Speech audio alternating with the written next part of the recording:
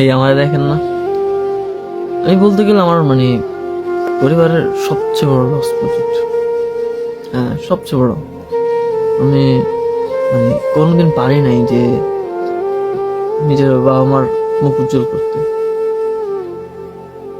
আমার কাজিনদের মতো আমি ভালো কোনো রেজাল্ট করতে পারিনি। আমি কোনোদিন তাদের মতো চলতে পারিনি।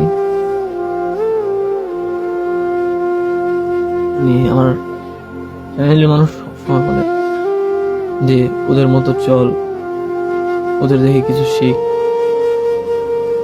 আমি ওদের মতো না, হ্যাঁ আমি নিজের মতো। তবে তোমাদের কখনো জানতে ইচ্ছে হয়নি যে আমি কেন এরকম হয়ে গেছি।